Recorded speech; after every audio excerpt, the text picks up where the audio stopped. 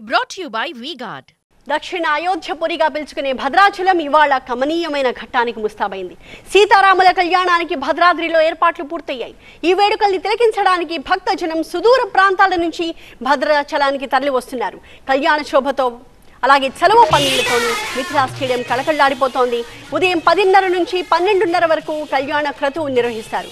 మధ్యాహ్నం అభిజిత్ లగ్నంలో కళ్యాణం జరిపిస్తారు. ఎన్నికల కోడ్ అమల్లో ఉండడంతో ప్రభుత్వం తరపున ముఖ్యమంత్రి ఈసారి పట్టు వస్త్రాలు సమర్పించట్లేదు. ప్రజాప్రతినిధులకు బదులుగా ప్రభుత్వ ప్రధాన కార్యదర్శి శాంతి కుమారి రాముల వారికి పట్టు వస్త్రాలు, ముత్యాల తలంబ్రాలు సమర్పిస్తారు. సీతారాముల కళ్యాణం పూర్తయిన తర్వాత భక్తులకు ఆ పవిత్రమైన తలంబ్రాలను పంచుతారు. ఇందుకోసం 5 లక్షల ముత్యాల తలంబ్రాల ప్యాకెట్లను సిద్ధం చేశారు. అలాగే 2 లక్షల లడ్డూల్ని కూడా సిద్ధం చేశారు. ముత్యాల తలంబ్రాలను, లడ్డూలను అందించడానికి భద్రాచలంలో మొత్తం 60 కౌంటర్లు ఏర్పాటు చేశారు. భద్రాచలం నుంచి మా ప్రతినిధి నారాయణ మరింత సమాచారాన్ని అందిస్తారు. నారాయణ, ప్రస్తుతం భద్రాచలంలో ఎటువంటి శోభ కనిపిస్తోంది? ముఖ్యంగా ఎన్నికల నేపథ్యంలో ఏమన్నా ఏర్పాట్లలో కొన్ని వ్యత్యాసాలు ఈసారి కనిపిస్తున్నాయా?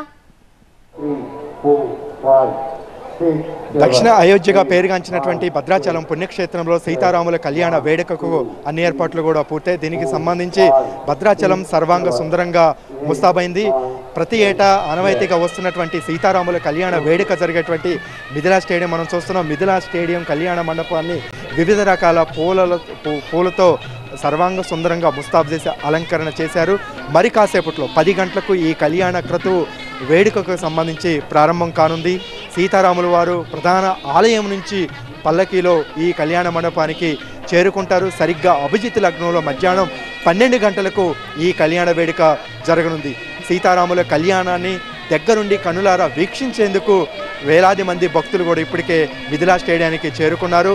ఎటు చూసినా కూడా భక్తజన సందోహంతో స్వామివారి యొక్క శ్రీరామ నామ స్మరణతో భద్రాచలం పుణ్యక్షేత్రం పులకిస్తోంది. నిన్నటి నుంచే వివిధ ప్రాంతాల నుంచి, సుదూర ప్రాంతాల నుంచి పెద్ద ఎత్తున కూడా భక్తులు వివిధ మార్గాల్లో వచ్చారు. చాలామంది భక్తులు అయితే కొంతమంది పాదయాత్రగా కూడా స్వామివారి కళ్యాణాన్ని చూడటానికి వచ్చినటువంటి పరిస్థితి. ఈ తలంబ్రాలకు సంబంధించి భద్రాచలంలో సీతారాముల కళ్యాణ వేడుకకు సంబంధించి తలంబ్రాలకు ఎంతో విశిష్టత నెలకొని ఉంది. దీనికి సంబంధించి అసలు ఈ తలంబ్రాలని కలిపి తయారు చేసే దగ్గర నుంచే ఎంతో నియమ నిష్టలతో భక్తి శ్రద్ధలతో భక్తులు గోటితో వలిసి గోటి తలంబ్రాలని తయారు చేయటం ఆనవాయితీగా ప్రతి సంవత్సరం కూడా వస్తుంది. ఈ సంవత్సరం కూడా మనకి చూడొచ్చు. హోలీ పండుగ రోజే పెద్ద ఎత్తున కూడా ఇక్కడ ఆలయంలోనే సాంప్రదాయబద్ధంగా తలంబ్రాలను కలిపే కార్యక్రమాన్ని కూడా నిర్వహించారు. ఈసారి భక్తుల సంఖ్య పెద్ద ఎత్తున కూడా తరలి వస్తారనేటువంటి అంచనాతో దాదాపుగా 5 లక్షల ముత్యాల తలంబ్రాల ప్యాకెట్లను సిద్ధం చేశారు. ఈ కళ్యాణ వేడుక ముగిసిన వెంటనే భక్తులకు 60 కౌంటర్ల ద్వారా లడ్డూల్ని ఇటు తలంబ్రాలను కూడా అందించనున్నారు. తలంబ్రాలకి ఎంతో విశిష్టత ఉంది. ఈ తలంబ్రాలు కళ్యాణ తలంబ్రాలని తలపై జల్లుకుంటే లేదా తమ ఇంట్లో ఉంచుకుంటే శుభం కలుగుతుందనేది భక్తులకి ఒక నమ్మకం. అందుకనే తలంబ్రాల కోసం ఎంతో మంది భక్తులు ఎదురు చూస్తూ ఉంటారు. ఈసారి కళ్యాణ వేడుకలకు సంబంధించి మొత్తం కూడా రాష్ట్ర ప్రభుత్వ యంత్రాంగం ఇటు దేవాదాయ శాఖ తరపున భారీ ఏర్పాట్లు చేసింది. పార్లమెంటు ఎన్నికలు జరుగుతున్నటువంటి సందర్భంగా ఎన్నికల కోడ్ అమల్లో ఉండటంతో ఇటు సీఎం కానీ మంత్రులు ఇతర ప్రజాప్రతినిధులు కూడా ఈ వేడుకలకి హాజరు కావటం లేదు. కాబట్టి రాష్ట్ర ప్రభుత్వ ప్రధాన కార్యదర్శి దగ్గరుండి నిన్నటి నుంచి ఈ సీతారాముల కళ్యాణ వేడుక ఏర్పాట్లను ప్రభుత్వ ప్రధాన కార్యదర్శి ఇతర ఉన్నతాధికారుల దగ్గరుండి ఏర్పాట్లు పర్యవేక్షిస్తున్నారు.